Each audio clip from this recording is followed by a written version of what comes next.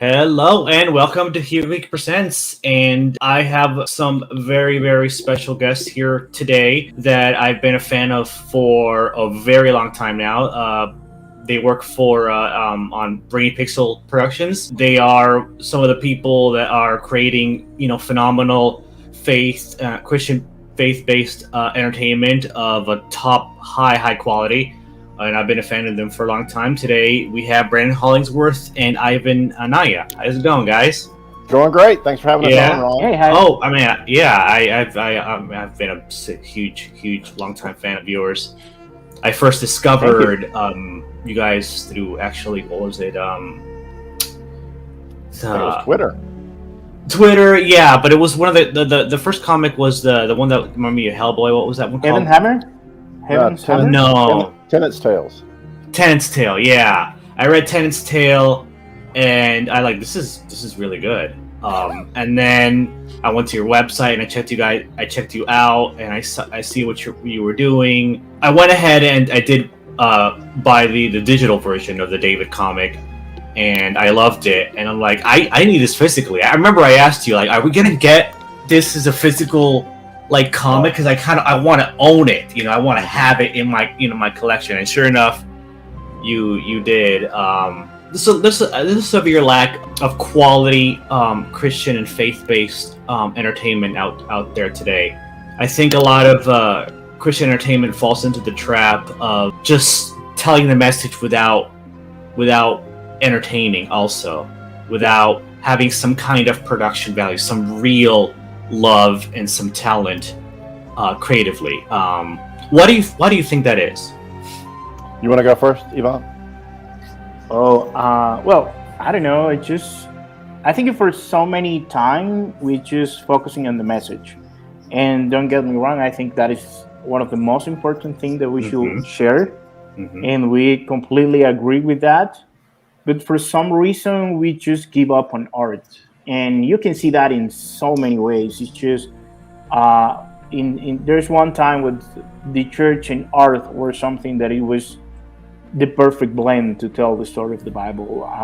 I'm not saying that it was done in the best heart, but if you see Michelangelo, if you see what is happening in all that churches, this is considered great piece of art, and are in the more religious places everywhere. So I think for some time after some time, I cannot say exactly what time, I think I have an idea, we just go separate. It's just the idea of we don't going to create images, we're not going to do the same thing as the world do. We just give up something really important. So for some reason, we're just not focusing on it. And we give up one of the things that actually, for me, describe something great about God. He's a creative God. He actually did the first word in the Bible, and God creates. It's the first story, so we cannot give up that idea. Yeah, I agree with Yvonne completely. I think, there was a point in our history where the church was the absolute pinnacle of art and of creativity, of science, of thought, of exploration, right, of the natural sciences, and all of those things were done to pursue the greatness of God, to the glory of God, right? And so at some point, for some reason, the church just kind of checked out and said, yeah, we can't do that art stuff anymore, we can't do that science stuff anymore, and we've seen a slow degradation in society as a result of that. And so focusing on just the message and not the entire story is kind of like just building an engine, right, with no car around it, right? I mean, it'll run, it'll be great, but you're not going anywhere, right? And so it's kind of an exercise in just redoing the same thing and reproving the same thing that's already been proven. It's so critical for Christian creatives in the world today to understand the craft of story, to understand the craft of creation, right? Creating an engaging piece of entertainment, whether it's animation, whether it's film, whether it's comics, whether it's a novel, whatever your form is. But you've got to engage on that level, because that's what the world is doing, and it's capturing hearts and minds. And if we just continue trotting over the same ground, then we're really providing platitudes, and we're not delivering the messages of God in a way that engages our culture. I mean, and that's what we see in the Bible, right? That's what Paul did. And you've got to meet the culture where they are and go, hey, we get it, guys. We understand you like superheroes. Let's talk about the original superheroes, or let's talk about superheroes in a slightly different vein. You know, I mean, there's ways to do that, and we're creative enough, and Christians are creative enough to tell those stories. And I think we're seeing a change. I think we're seeing a C-note change in the animation, in the film industry, in the comic industry, where Christian creatives have said, okay, enough is enough. We're taking back some of this ground. And we're just part of that, and blessed and happy to be part of that. So yeah, I just want to add a little bit. Is something that I learned from Brannon. There in Brainy Pixel, they always say, what we do is an offering to God, and when you offer something to God, you do your best. You give your best. So I think for so many times we're trying to achieve something. And sadly, we'll be losing the battles against entertainment. Kids, in my case, I always choose Spider-Man over a comic in my church. And we can actually, maybe, this can change. And I think the Holy Spirit can use comic, can use art, can use a lot of things to preach about Jesus. If the Holy Spirit can use a donkey, it can use comics. Amen. Yeah, I also think there's been kind of a stigma with creatives when it comes to the church or a lot of Christian, that being creative and is kind of a sin or a bad thing. You know, where you can't waste your time on being creative, on writing stories. You know, I experienced that one growing up. You know, I can honestly want to speak here because, sorry, Brannon, if you had an idea, but I grew up in a country. I'm in El Salvador.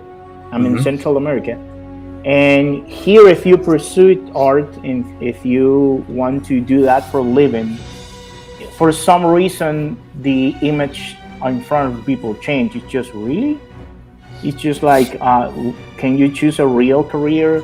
Or can you do something? I had a friend who actually was very honest with me, and he said, will you never think to do something useful for humanity?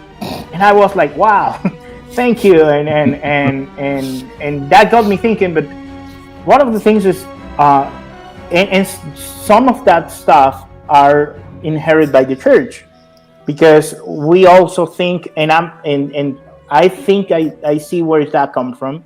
Many comics have some subject that we cannot say are good for anybody. And people actually just categorize this stuff like, if one is bad, everything is bad. Right. So if you want to do comics, you want to go and sin. You want to go and completely go in that. And that's happened here in the church, who is really traditional church. And I'm really blessed to be in the church that I am right now. They actually encourage me to do a lot of stuff when I just get there, and that was amazing, and I praise the Lord for that. Yeah. One of the things that I understand that so many people is just it's just like, wow, you're not doing something useful, and if not useful, it's a sin. Yeah. I was just gonna add to that is that there's absolutely that kind of idea, but what it takes brave people who are obedient to the word and the will of God, stepping out on faith in God to change that mold. We saw that happen in the States in the 80s with Christian music, right? There was this huge shift in Christian music, where before it was kind of like, what? Christian music, Christian rock and roll, what's that? Christian rap, huh? You know, and now it's mainstream, right? It's actually going the other direction. It's pushing back towards probably further than where it needs to be, right? So it takes people who understand and aren't afraid and who are obedient to kind of shift that. But yeah, these are just people who are like, you know, just very much in their kind of swim lane. They're very much in their box. They're not looking outside. And it takes people who are creative and inventive and faithful and, you know, adventuresome to go and change that mold. And I don't think it's anything that we can't surmount as Christians. I think it just takes people going, you know what, I'm going to take a stand right here, and I'm going to do what God's called me to do, and I'm going to do it as good as I can do it. So Yeah, I think one of the keys is, well, for me is I see my creativity as a blessing from the Lord. absolutely. And I would feel I need to share this gift. I mean, if I feel this is a blessing from God, I need to use it in some form, you know. And I don't understand why they, you know, a lot of people don't see it that way. You know, your creativity is a gift from God, right? Yeah. Absolutely. And it would be a shame to not use that gift. Yeah, I mean, if you have problems with that, go listen to Bach, right? Go look at the ceiling of the Sistine Chapel. Look at Michelangelo's David, as Yvonne said earlier. Those are all expressions of creativity, and they're done completely to the glory of God. And so maybe it's a lack of cultural knowledge. Maybe it's a lack of historical reference. But those are things that can be overcome quite easily, especially with the advent of this little thing called the internet. So, you know, educate yourself a little bit is my advice. Yeah, and always expand your horizons. So, and always pray to God to keep you humble. absolutely. To, you know, whenever you achieve something, always thank God. I thank you, Lord, for giving me this gift, this creativity. Thank you, Lord, for allowing. You know, that's the key to remain humble and to never get too prideful. Well, it's also the point of what we're doing, right? What we're doing is to praise God, right? The act of worship is praising God for who He is and His characteristics. And you can do that through song or through prayer or through biblical study or reading or preaching or creating comics or making music or, you know, sculpting beautiful things or painting. But yeah, the ultimate expression has to be a praise to God and an admittance that God is the reason and the source for all of this, and that's what draws others to Him. So that's the point. Yeah, and there's been different things, different productions that I've felt have really done that. One of my favorite examples is the Prince of Egypt. Animated movie. I mean, that is just gorgeous and beautiful, and it's one of my favorite tellings of the Moses story. The animation is gorgeous, and I kind of wish we had more of that. You know, we need more of that. I always dream in a Jesus version of the same team with the same budget. It's just doing a Jesus story. It's my dream. Yeah. And things like that are actually underway. A buddy of mine is actually working with the JesusFilm.org currently, which is a movie. It's been seen, you know, all over the world, and it's in hundreds and hundreds of languages, and they're doing animated versions of that currently. So things are at work. People are working and trying to make those things happen. There's also the David animated movie. I don't know if you guys know about that one. Yeah, it's amazing. Over at Angel Studios, absolutely. Yeah, the guys who are behind The Chosen. So I haven't seen The Chosen yet, but I want to. Is it really good? Yeah, you must. Yeah, it's just. Yeah. I think it's. I really relate with The Chosen because they make. I read the Gospel many times, but they make and feel fresh. At the same time, they make you feel home. You know what the story they're telling. You know what part of scripture they're quoting, because you have read the fourth gospel. But in so many ways, you can see a refreshing story. And this is also one of the things that we're trying to do with Chronicles of Faith. It's just something you don't have to actually do a verse by verse version of the Bible, which there's amazing stuff doing it that way, and I love it, and I've seen all that I can. But also you can actually create a narrative coherent story, because the Bible just have some gaps that if you're trying to read the story just like chronologically, you're gonna go jumping around stuff. And The Chosen has to understand how to go and do a good storytelling and be so respectful with the original source. You're gonna feel new, and at the same time, you're gonna feel home. I don't know if that makes sense, but Well, yeah, I mean, the guys over at Angel Studios. I haven't heard much, but Antonio Sabato Jr. with Conflict Studios. He's doing some stuff. I don't know if you know about that. No, I never heard of. Yeah, he's doing some stuff along with Kevin Sorbo and Dean Cain and all those guys. They're doing their own movies and stuff. So things are happening, and I hope. I really want an alternative to the mainstream entertainment industry, not just comics, but movies, TV, everything. Something that we can compete production wise with Hollywood. That or And that's definitely possible, Ron. The challenge there is really production budgets, right? And so what has to happen is we Christian consumers, we've got to begin voting with our dollars.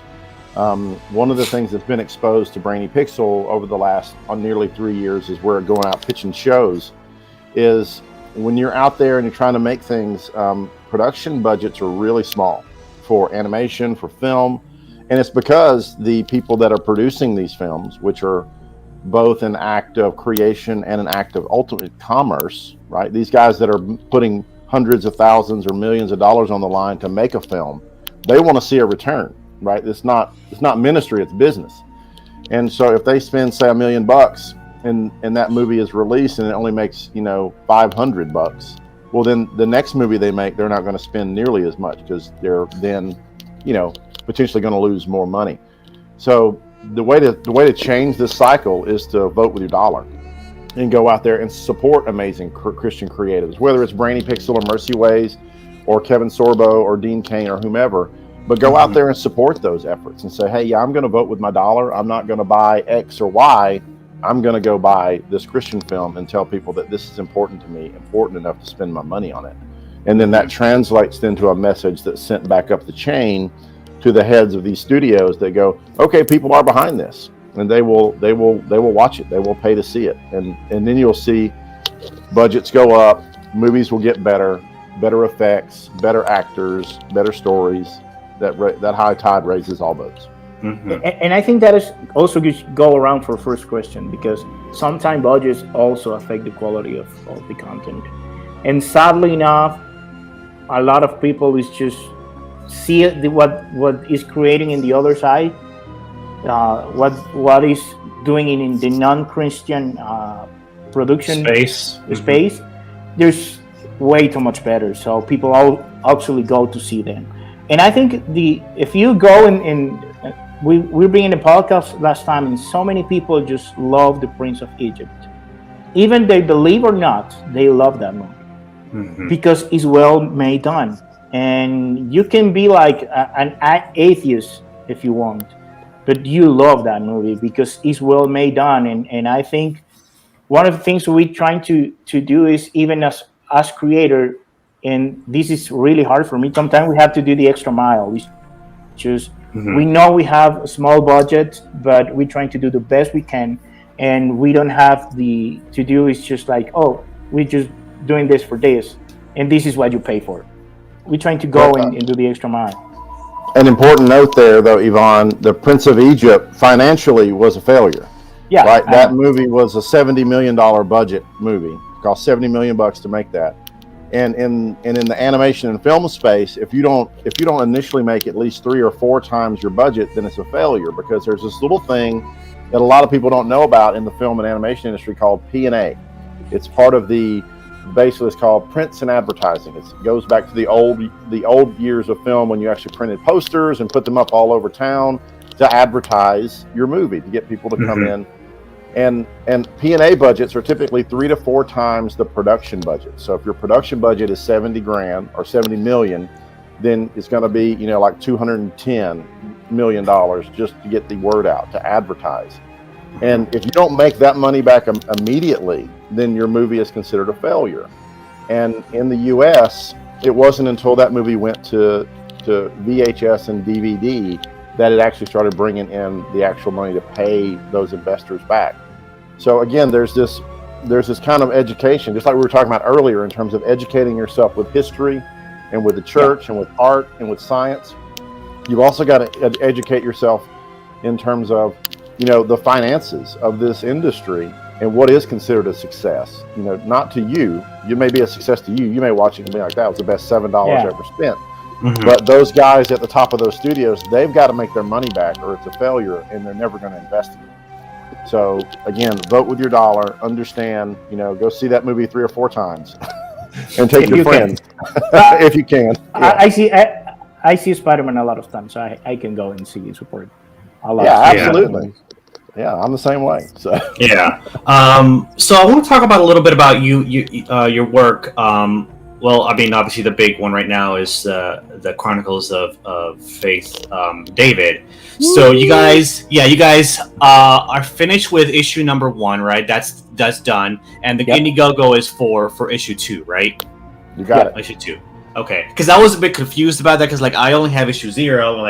Well, I haven't gotten issue 1 yet. Why is the Indiegogo for issue 2? Did I miss issue 1? What's going on? No, we did that on purpose. So that was one of the things that Brainy Pixel did when we got involved with the wonderful people at Mercy Ways. Chronicles of Faith David was an original Mercy Ways original, right? It's something they came up with. It's their idea. We just were blessed to get involved. And so Brainy Pixel produced issue 1. So issue 1 is done, but right now the only way you can get it is exclusively by helping us fund issue 2. Mm-hmm. So at the $10 level and up on the Indiegogo, you'll get both issue 0 and issue 1 in digital. And we've actually upped the ante a little bit. Issue 1 is, how many pages, Yvonne? 36? 32 pages. Wow. 32 pages, full color. No ads, and of course issue 0 is 24 pages, full color, no ads. So and they're both stunning. So the only way to get that issue 1 right now is to become a backer at the $10 and up level, and then you'll get issue 1 and 0, and Lord willing we'll raise enough that we can go produce issue 2 and on into the future. Okay, so I have a question. Is the David series, is that a limited series, or is that kind of going to be an ongoing? How many issues do you have planned for the David story? Do you have any ideas for any other characters that you want to do in the series? Any other biblical figures, Sure. We have many ideas. I'll pick up. We have many ideas. We want to be the Chronicles of Faith. We want to be an endless series, but not only David. But for David, we have 15.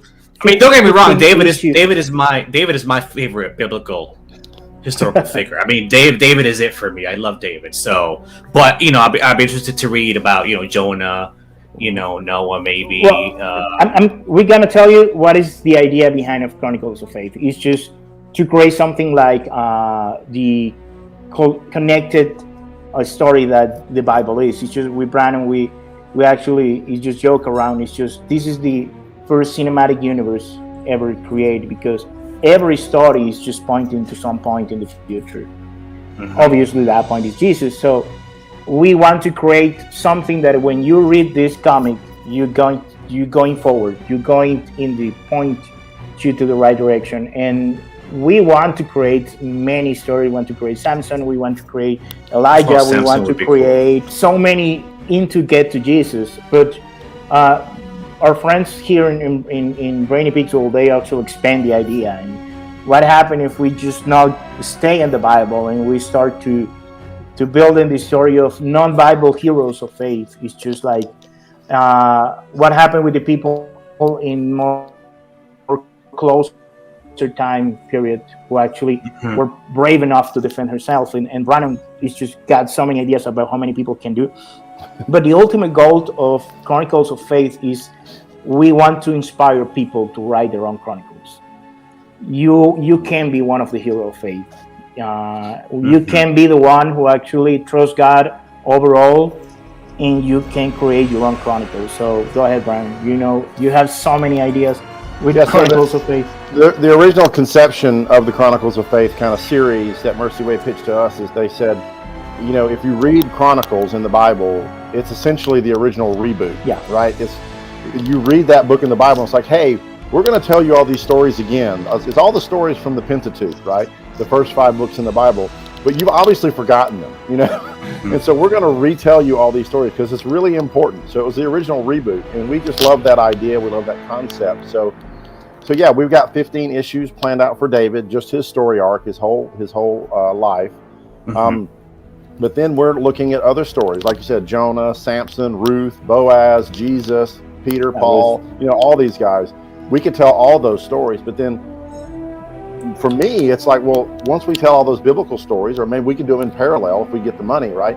We could tell Chronicles of Faith Dietrich Bonhoeffer, right? Chronicles of Faith Martin Luther King, Chronicles of Faith Lottie Moon, right? All these kind of more modern, heroes of the faith, right? Who have stood on God's word and the truth of what God has said. And they have amazing stories. There are hundreds and hundreds of these people, the church fathers, right? The guys that participated in the great spiritual revolution in the 1800s, right? The Spurgeons of the world, right? I mean, all of these great preachers and great missionaries, all of those people have their own chronicle of faith that we would love to be able to go tell. So the potential for the series is nearly endless. It just depends on, can we get the money to go make all those stories? We would love to. Oh yeah, I mean, I'd be happy if you just finished the David series, but I would love so much more. And I've read a couple of biblical comics. I've read a lot of the stuff from Kingstone, and Kingstone is great. Don't get me wrong, Kingstone does really, really good work. But I mean, personally, I think the Chronicles of Faith David comic is a step above the Kingstone stuff. Personally, I think it's better. Well, it's different. There's a different market there. We're shooting for a slightly younger market than the Kingstone, right? We really were very careful not to step on those guys' toes, because we're huge fans of that work and it's inspirational to us. So it's not the same product by any means, and we don't want it to be. We want those to stand separately and complementary. We want those to be complementary.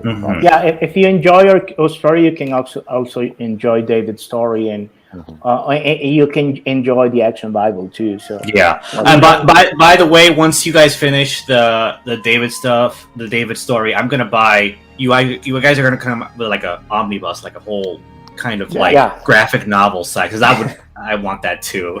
Well, we may actually do.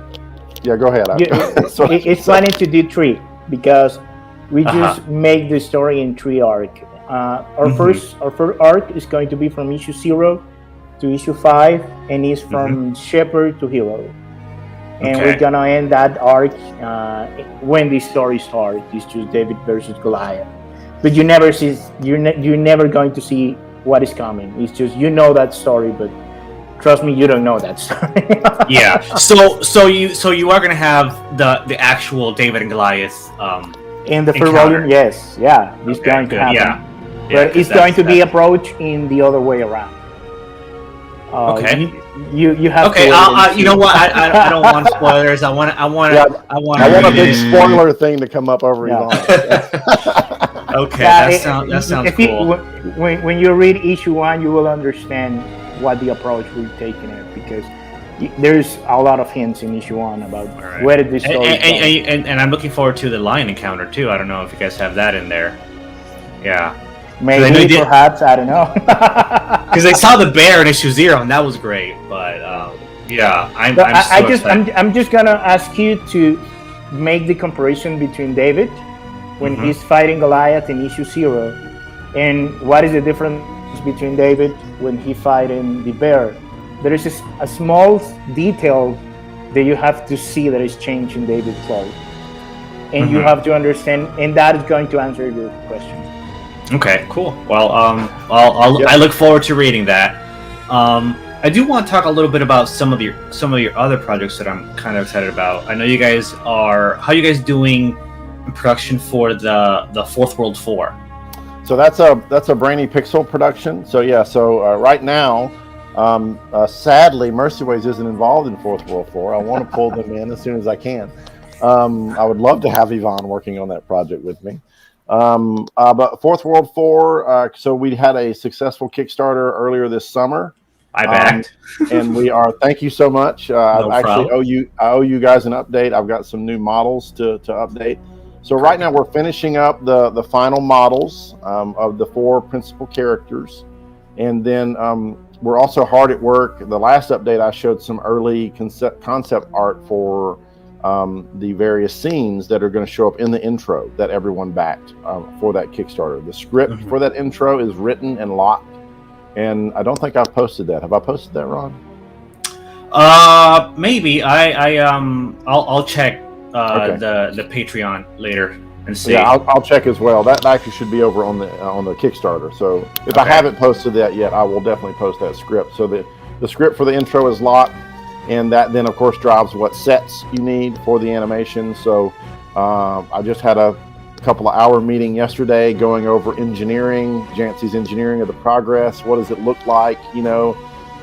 Axel's comm station and the bridge, and they're so crunchy and delicious. I love those drawings. Just cool sci-fi goodness. Just cool sci-fi goodness, and we're pulling from Aliens and from Minority Report, and we're pulling from Event Horizon for some inspiration of the way ship looks and feels. So it's so wonderful. So I can't wait to post those for you guys over there, bring you up to speed on what's happening. But we're still on track. So we're absolutely on track for those. Models should be done by the end of this month. And then we're going to start moving into set building and setting up all the shots and everything. So it's going along well. So when do you think you'll start animation? So the animation on that will hopefully start. So this is February, middle of April, end of April, something like that. So yeah. Very, very cool. So what was your influence for? Are you the creator of Fourth World 4? You, Brannon? Both myself and my business partner Michael. Yes, we are co-creators of that show, and that has a crazy story. Actually, several years ago. There was a guy locally here in North Alabama who has a series of books that he publishes, and it's actually like a personality type book, like one of these, you are a what are those things called, dear? Those personalities? The Heather, she can't hear me. She's on the phone. Anyway, so they're like, where you figure out what kind of personality type you are, and this guy has his own take on it, and so we actually created a pitch to create a children's version of his books, and we had these 4 characters, and they were out in space, and they were a lot different than the Fourth World 4 characters that you're familiar with. They were more anthropomorphic, but that was where we created Fourth World 4, the original idea. And the guy wasn't interested; it was too expensive, whatever. And so we said, okay, well, that's fine. It's our IP. So we took it, and when we were looking at ideas, as Brainy Pixel was kind of launching, reforming itself into a Christian animation studio 3-4 years ago, we said Fourth World 4. Let's do that as an animation, and let's change it up a little bit. So we threw it back in the meat grinder and kind of went back to brass tacks and talked about what we wanted to keep, what we wanted to throw away, what would be hard to do in animation. What would make it easier, because again, one of the things we always try and do is try to figure out a way to make the shows as cheaply as possible, because the cheaper they are, the more likely they are to get made. And so we came out with what you see on our website, and that's kind of the current version of Fourth World 4.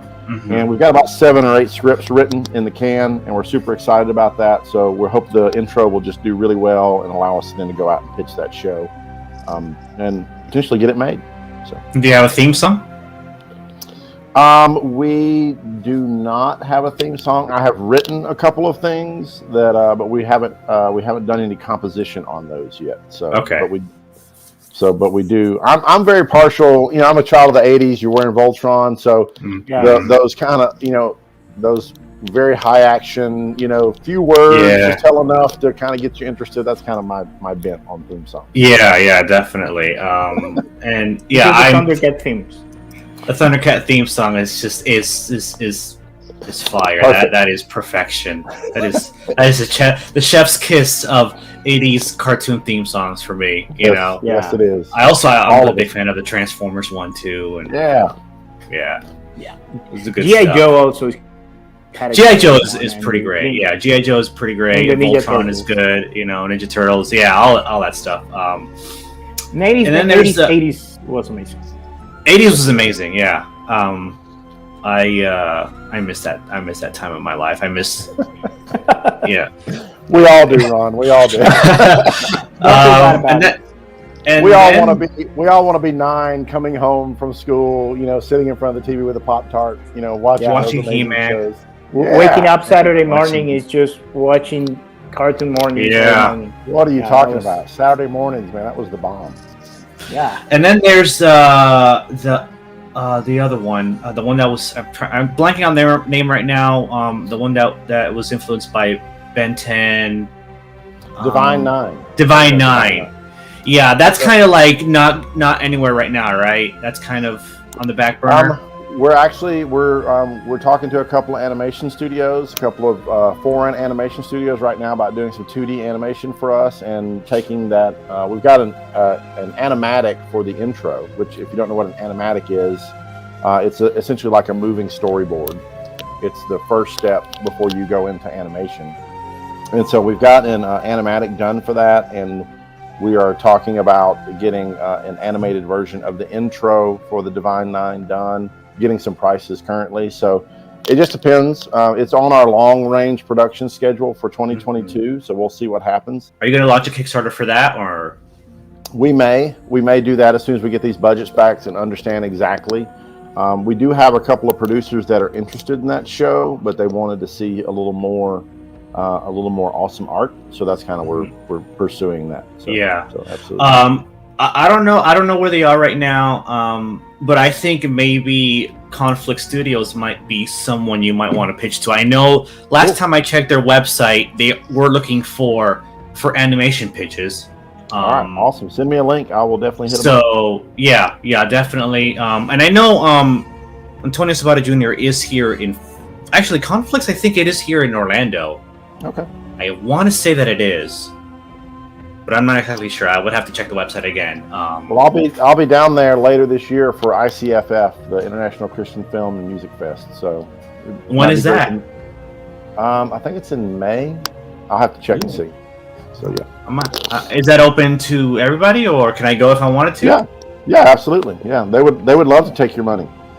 Yeah, I'd like to meet you in person if possible. Yeah, it would be great. It would be great. It's an amazing film festival, Christian film festival. It's also a music festival. You're going to be able to screen a lot of amazing new films. There's an awards ceremony as well, but they also do a ton of really, really good classes. And it's just a great place to network and meet people. And if you come in with a press, type engagement, then they can probably give you a special deal. I don't know. Reach out to them. Marty Jean-Louis is the guy that runs that, and check out his website or his Facebook. I can send you a link. Cool. So, Ivan, I didn't want to ask you, what's your influence for your art? Are there any artists that you're influenced by?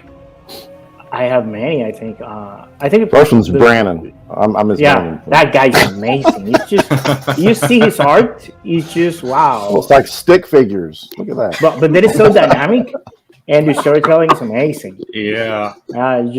You cannot believe how good that stick and proportion are. No, I love Brannon, and even if he thinks not, he is an inspiration. So I put him in that batch. But one of the things that I think I loved when I was growing up was 80s cartoon. I loved that, and I think that influenced a lot of me. The first comic that I read was one comic drawn by Andrew Kubert. Anna Kubert. Yeah, I love that comic. But for me, I think Joe Madureira is just. I was gonna say that I see some definite John Madureira influence in your art, and he's an incredible artist. So he's a genius. For me, he's just an incredible artist, and I love how dynamic he was when he drew, and he becomes a lot of influence. Also, Humberto Ramos. Also, I love Jeff Scott Campbell. Yes, yeah. And I think Cliffhanger. I think that's why your art appeals to me a lot, because a lot of the artists you're listing as your favorites are my favorites too. Oh. So I see the influence. I'm like, wow, this Ivan guy's really good. I love his art. And I love them too. They actually mark my mind. I just remember going out to my house and just go to a mall and read Crimson for 3 hours, and I love how he draws Battle Chasers. Battle Chasers for me is just it's a shame that Joe Mad will not draw again, but he's amazing. He's really good. Yeah. And so For me, it's just all the people, but then I just meet some European people and they blow my mind. For me, Juan Guarnido is an amazing artist, and I cannot say how animated his comic look. He used to work in Disney. He worked in the animals for Tarzan. Mhm. And I don't know if you have read Black Sad. I've seen it. I know what it is. Yeah, I haven't read it's it. all though, made but- in it's all made in watercolor. It's a black noir story, and Yeah, his it's an storytelling is amazing. anthropomorphic kind of like film detective noir story. Yeah. and it's so amazing. The art, it's Yeah. so cinematography. You get pulled into the story, and all the stuff is just been an influence for me, and also new artists. I love how Jorge Jimenez is working in Batman right now. I love how all amazing great artists is just working in all the stuff. I just try to reach why it just caught my eye from art and try to learn a little bit of that. I love Sean Gordon Murphy. He is amazing. I don't know how he made all the stuff he made. It's just he's so angry with the colorists. It's just add to Yeah. Actually, I have his. I have plot holes. That is I did back. So that was an Indiegogo too. Mhm, That was an Indiegogo, but he drew so good when he had a colorist. He say put the less details on it, let the line shine. Yeah. And he Well, get angry with the colors, with they do all this. Well, I mean, I gotta say, whenever there's an update on the Patreon with a new Chronicles of Faith David update, and I see all the cool art and all the cool character design stuff for like Solomon and David and all the other, like, oh my god, that's so cool! Like I love, one of my favorite was how you designed Goliath. Like, oh, that's just, I love that stuff. Yeah, and there's been a. Well, there's you have not seen No, the what- final design. No. not the final design. It was those early sketches, Yvonne. Yeah. So, Yeah.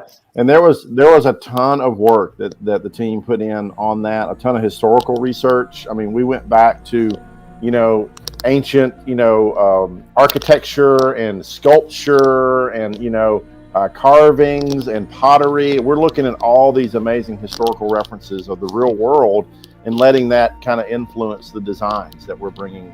I know Yvonne did a ton of research into colors and fabrics and the styles of the era, so that the costuming would look, legitimate Accurate. and look real.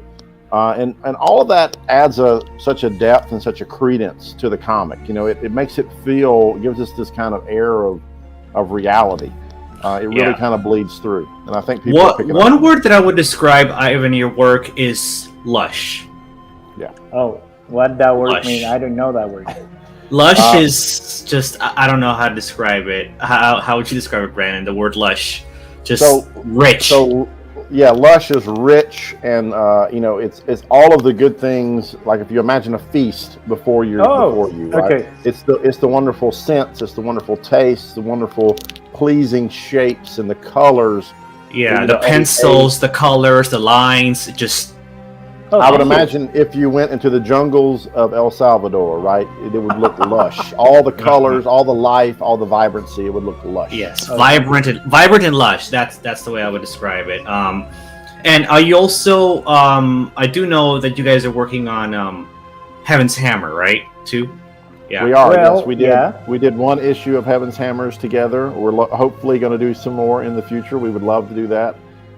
That's a little short ash can comic that you can get over at brainypixel.com. We need to get that actually on Comixology. Brannon, taking action. So, so yeah, Heaven's Hammers is out there. It's basically like a Marvel's Prime, Avengers Prime, or a DC Trinity, but a Christian version. So think the 3 or 4 big bad guys, or big good guys rather, fighting. So it's gonna be like the angels, like Michael or Gabriel, or No, these are not nearly that high up. They're way down. These are little guys, but they're still it's the angels are ones that I've created. So Halem and Ear, and I forgot the other one's name. It just escaped my brain. But yeah, so just a little team, a trinity of angels, three angels. So it's going to be like action-packed. They're going to be fighting demons and stuff like that. Okay, very, very cool. Yeah, it's a spiritual warfare kind of thing. So you're going to see what's happening in the real world, but then also what's happening kind of behind the veil, right? So what's happening to cause that event to happen. See, that's exciting too. And Like, and that story is in the same universe as Tenant Tale. It is, and we are working right now in. Yeah, I think I saw that in the Devine Nine. Tenant is part of that universe too. I think he's one of the characters that you had in that. Yeah, he is. But by the way, are you planning to do any more Tenant's Tales comics? Yes, we're working. Yvonne and I are working on one right now. Okay. And, should we tell him? Should we tell him the secret, or just let him find out later? Should we reveal? No, tell me. Go ahead. Tell me now. So Yvonne and I are working on a Tenant's Tale right now, a short 8-page comic called Salt and Blood. Mm-hmm. And there's actually a connection between Salt and Blood and Chronicles of Faith David. So, ooh, all right. My Tenant's Tales universe, which is called the Weird War, which is the supernatural battle of good versus evil, it exists in our world. And I have a timeline for Tenant that goes back about 6,000 years. And there are events in history where Tenant steps in and events happen. And there's one in Chronicles of Faith. So as you're reading issue 1, you may see someone you recognize. So interesting. Very cool. And if you read Heaven's Hammer, you can find some Easter eggs of that story too in issue 1. Well, we just have fun with these stories, and also we be clearly respectful with the stories, but we're trying to incorporate a lot of stuff, and you're going to see some Easter eggs on one story, or maybe when you read the 2 story, you will understand that huge story happened. So and we're trying to do that in the right moments, and in the moment we do not step in biblical story. So we're trying to do that in the respectful way. There's also a Heaven's Hammer Easter egg in Chronicles of Faith as well. I just remembered that. So yeah. Okay, well, I'm gonna be reading all that stuff, so I'm gonna catch all of that. Tenant's Tale reminds me a lot. It has a lot of Hellboy. That was the original.